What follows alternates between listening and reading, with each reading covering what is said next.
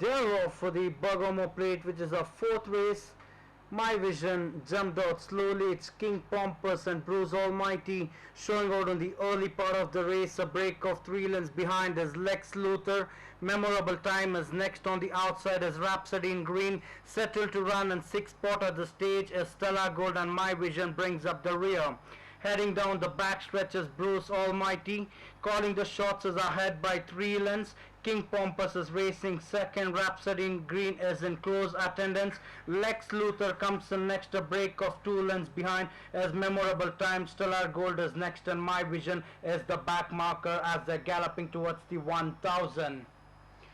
Bruce Almighty is ahead by 2 lengths. King Pompous is racing second with 1000 to travel. Rhapsody in Green is racing third. Towards the inside is Lex Luthor. Memorable Time is on the outside. Another 4 lengths behind is Stellar Gold and My Vision. Galloping past the halfway stage, it's Bruce Almighty still out in front. King Pompous is second. Rhapsody in Green is in close third. Towards the inside is the favorite Lex Luthor, followed next by Memorable Time, who's asked a few questions. Another 3 lengths behind the Stellar Gold. On the outside is My Vision. 7 runners are into the straight. It's Bruce Almighty out in front, and here's Rhapsody in Green with a good run in the center. Another 4 lengths behind is Memorable Time. Into the final 200 meters, Rhapsody in Green strikes the front, opens up to Bruce Almighty. Finishing on is Memorable Time. On the outside is My Vision. Into the final 50 meters, Rhapsody in Green from Memorable Time. Rhapsody in Green from Memorable Time. Rhapsody in Green and Memorable Time will go to the judge, followed next in the field by My Vision, Bruce Almighty, Lex Luthor, Stellar Gold and King Pompous as they cross the wire. Congratulations, that was a nail-biting finish. Were you expecting her to finish it like that? No, I was expecting she'll run a good race. She'll be in first 1-2 because all those horses which are running with her, she was always been running with them and very close. So today, after getting that interference near the 800 meters and all, it's difficult to catch up, karke I thought. But gutsy filly, she put her full effort and came out and beat the winner on the post.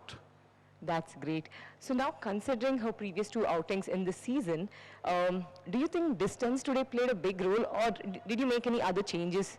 No, definitely distance played a big role, and it was a 4-year-old upward race. Her brother also used to run good races, Striking Grey. He used to run mile and above races.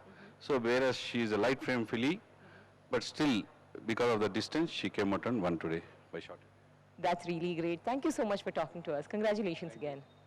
Jockey S.SAQLAIN, another impressive ride by you. That was a nail-biting finish. How confident were you that you had won before the announcement was made? I was a bit skeptical because I thought I had kept the head after the winning post, but everyone was, my stable staff was confident, so I was very happy when I got to know that I won. That's great. Were you expecting her to take over the running in that last few meters of the race?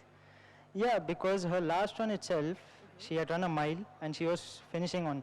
So my trainer decided that he'll run her in a 1800 meter race. So she's a bit lazy filly, she needs a lot of riding. At the 5 furlong itself, I started improving my position and started whipping her. And she took time, but she came. That's really nice, and that's a very smart call. Thank you so much for talking to us.